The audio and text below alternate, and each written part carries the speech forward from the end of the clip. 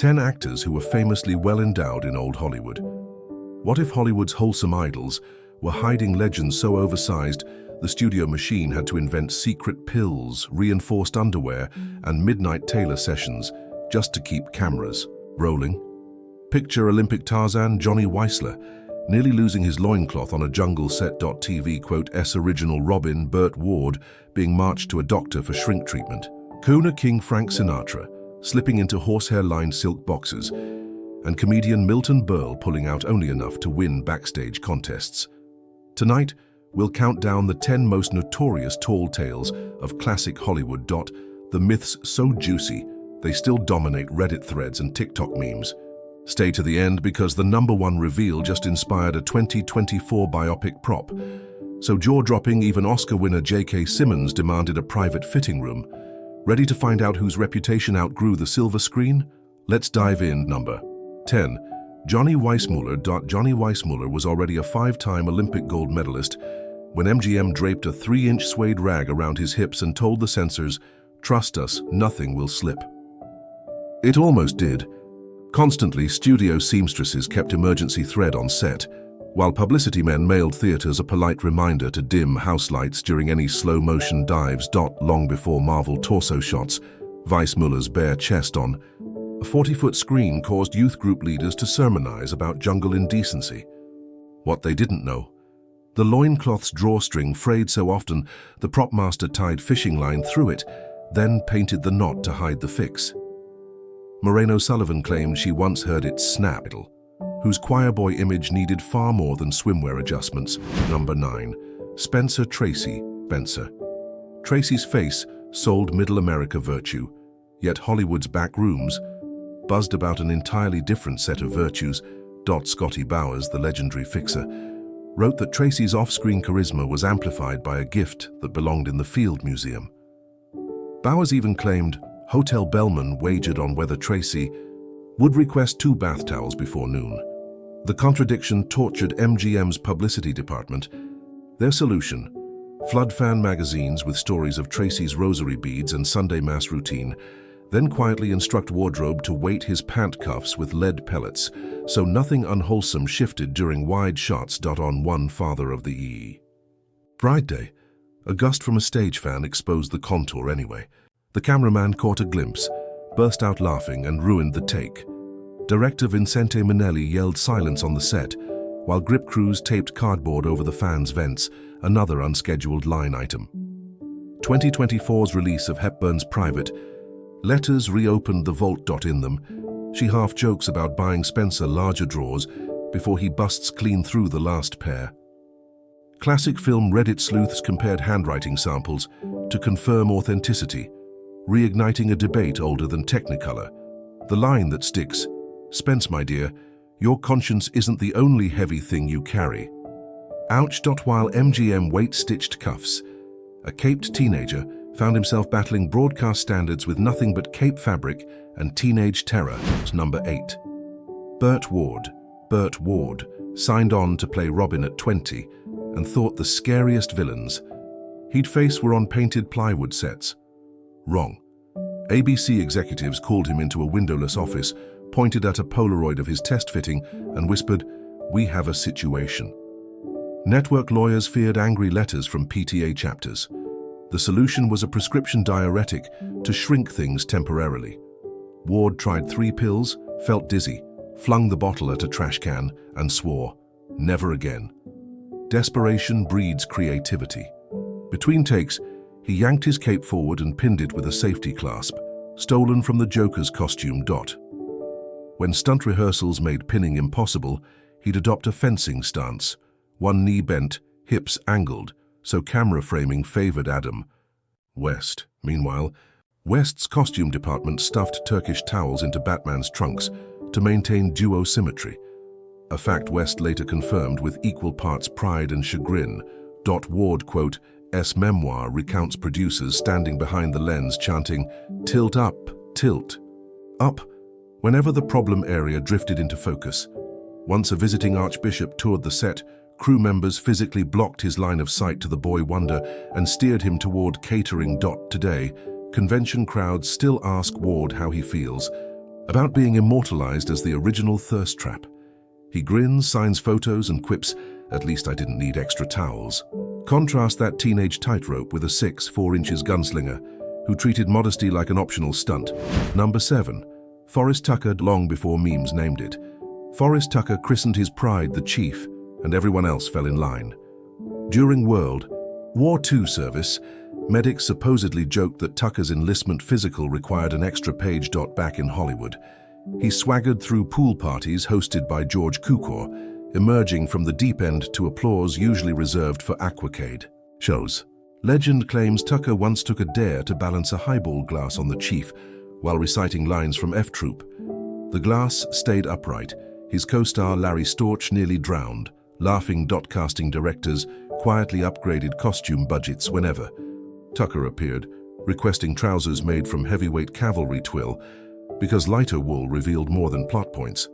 Mid-1950s gossip columns loved euphemism. He carried impressive credentials, a man of ample reputation. Tucker didn't care.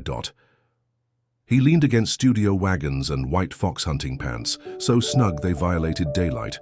One production still from Anti-Mame became a clandestine pin-up among Warner secretaries, photocopied until the paper went grey. TikTok's modern #Chief Challenge reenacts that stroll with comedic grocery bags, but viewers still crown the original king. If Tucker wore brashness on his sleeve, America's favorite cowboy tried to fold his reputation into a silk handkerchief, and sometimes ebook, Enduring Style, breaks down how Costume House Western Costume modified his riding. Jeans, thicker denim, darker wash, and interior suspender buttons that tugged fabric upward. None of it stock crayon. Cooper kept a few, reportedly, muttering, "Kids today draw better than MGM press artists." Just when you think swagger can't get bolder, Hollywood's method revolutionary arrives barefoot, kimono-clad, and allergic to undergarments. Number 5. Marlon Brando weaponized authenticity, and that included ignoring every piece of underwear ever manufactured. On Sayonara, the costume department fitted him in custom silk kimonos. With each rehearsal, he'd stretch and exhale, causing the fabric to cling in ways censors deemed distracting. A memo suggested sewing discreet lead weights into the hem. Brando responded by slicing the weights out and taping them to a clipboard. Crew folklore tells of Brando arriving on the Godfather lot wearing loose slacks and no briefs. Francis Ford Coppola, trying to lighten the mood, joked, "We're printing an Academy ratio, Marlon, not CinemaScope." Brando deadpanned, "Then frame me tighter." Even serious causes weren't imp. Our next swordsman uses poetry too, but mostly at piano keys played in the most astonishing manner imaginable. Number 4. Errol Flynn sailed through life with a grin that broadcast danger and invitation in equal measure. Party gossip immortalized his "You Are My Sunshine" piano stunt, but witnesses add juicy footnotes. He allegedly adjusted pitch by shifting hip angle and finished with a flourish, so theatrical guests gave a standing ovation. Warner Brothers tried to leaven scandal with humor, releasing pirate-themed lobby cards of Flynn wielding a rapier, just slightly off-center. Insinuation without proof. When 1942 assault charges threatened his career, courtroom drawings emphasized Flynn's eyes, hoping the jury would forget what the tabloids implied below deck. They acquitted, but the phrase "in like Flynn" locked into slang dictionaries worldwide. Wardrobe files from Captain Blood reveal a recurring note. Sword belt plus 1-inch ease per Mr. Flynn. Cinematographer Saul Pito experimented with deep focus lenses. Every time Flynn lunged, Pito shouted, "Rack focus to the saber." Crew understood. The double meaning. Flynn quotes autobiography, reads like a wink disguised as confession. "I was a phallic symbol. I only regret not charging admission." Modern documentaries lean into that bravado, cutting between swashbuckling close-ups and interview clips of actresses recalling after-hours escapades. One quipped, "He never left character."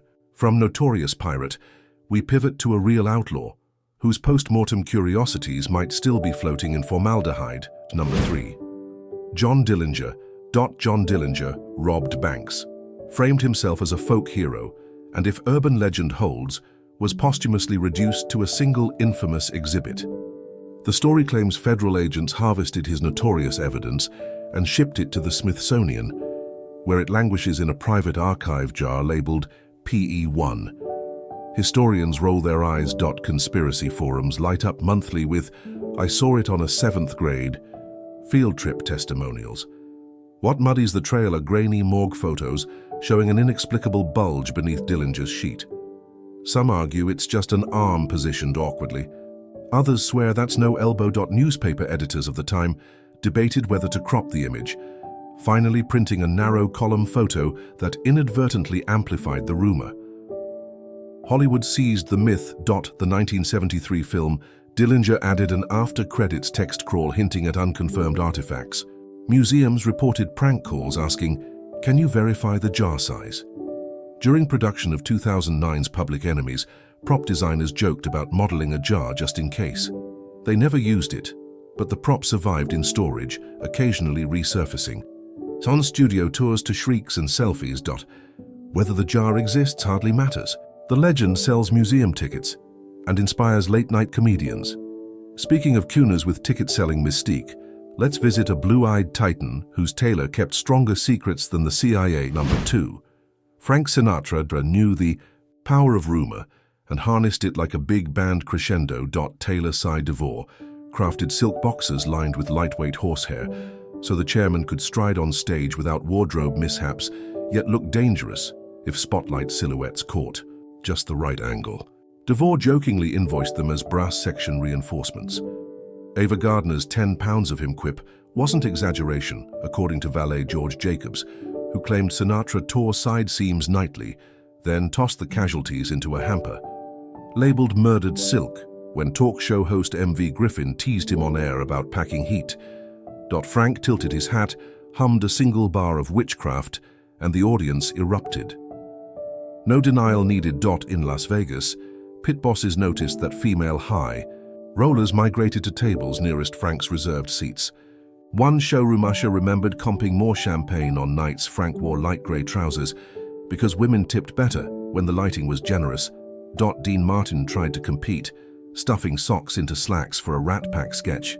Sinatra caught him, whispered, "Kid, leave comedy to the pros," and Dean laughed so hard the skit collapsed. Yet Sinatra could be shy in private. He'd pace dressing rooms, muttering lyrics, ignoring compliments about his legend. Only when the bow tie went on did brashness return. And that brings us to a comedian who turned brashness into a late career marketing plan. One ruler joke at a time. Number 1.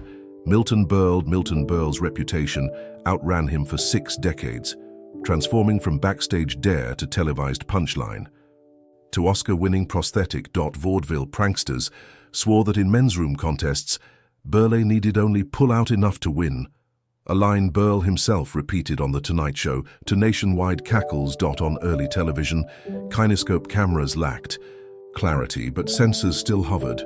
Berle's costume trousers were stitched from heavyweight wool. A wardrobe assistant confessed they chose vertical pinstripes to confuse horizontal speculation. During one live broadcast, Berle executed a high kick. Trouser leg flared, and producers cut to a sponsor slide so hastily, the jingle singer missed her cue. Fast forward to 2024's ensemble film, Saturday Night. Actor J.K. Simmons endured a 2-hour prosthetic fitting. The prop's final length dictated camera lens selection because wider glass caused comedic distortion. Publicists leaked just enough behind-the-scenes photos. Simmons, standing next to a tailor with measuring tape to ignite social media without revealing the prop outright. Far from embarrassed, Berle spent his golden years signing glossy 8x10s with the inscription, "Thanks for looking up." He once mailed Johnny Carson a 3-foot foam gag gift shaped like an exclamation point. Carson displayed it in his office until NBC brass requested removal. Berle sent another smaller labeled PG version.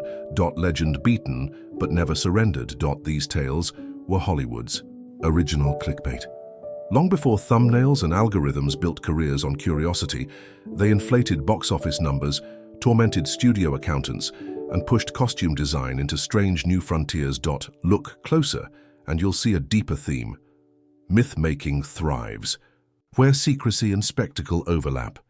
Some stars flaunted, others deflected. Yet every rumor survived because audiences wanted to believe that larger-than-life figures were exactly that dot so comma. Which story leaves you rethinking that pristine tux or snug loincloth? Drop your pick in the comments, hit subscribe, and buckle up for more vintage revelations. After all, Hollywood's biggest legends rarely sit above the title. They're usually hiding just below the fold.